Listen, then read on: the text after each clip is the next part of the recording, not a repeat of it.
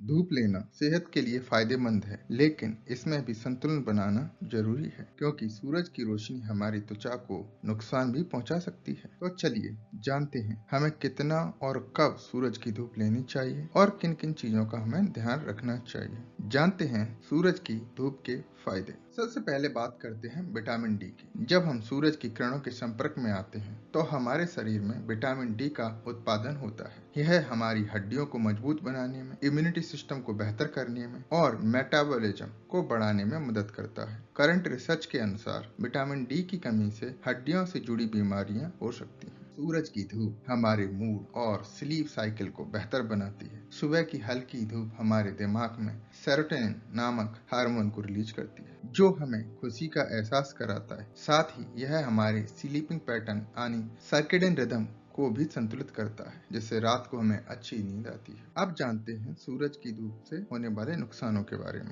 हालांकि सूरज की रोशनी हमारे विटामिन डी के लिए जरूरी है, लेकिन ज्यादा और अनियंत्रित रूप से अगर हम धूप लेते हैं तो हमारी त्वचा को नुकसान पहुंचा सकती है। इससे हमारे त्वचा के अंदर कोलेजन और इलास्टिन को नुकसान होता है। जब इन दोनों को नुकसान होता है तो हमारी त्वचा ढीली पड़ने लगती है, जिससे हमारे शरीर पर झुर्रियां दिखने लगती हैं। रिसेंट रिसर्च के अनुसार यूवी रे की वजह से फ्री रेडिकल का उत्पादन होता है, जिससे हमारी त्वचा में एजिंग की प्रक्रिया तेजी से हो जाती है। बिना सुरक्षा के ज्यादा देर धूप में रहने से स्किन कैंसर का खतरा बढ़ सकता है। खास करके सुबह 10 बजे से लेकर दोपहर के 4 बजे के बीच में यूवी इंडेक्स जो है वो सबसे अधिक होती है। इस समय हमें सीधे सूरज के संपर्क में आने से बचना चाहिए। यूवी रेडिएशन दुनिया भर में स्किन कैंसर का एक मुख्य कारण है। तो सवाल ये उठता है कि कितनी धूप लेनी चाहिए और कब लेनी चाहिए। यह आपकी त्वचा के रंग, जगह और मौसम पर निर्भर करती है। हमेशा धूप लेना फायदेमंद नहीं है और इसे सही तरीके से समझना बहुत जरूरी है। जब भी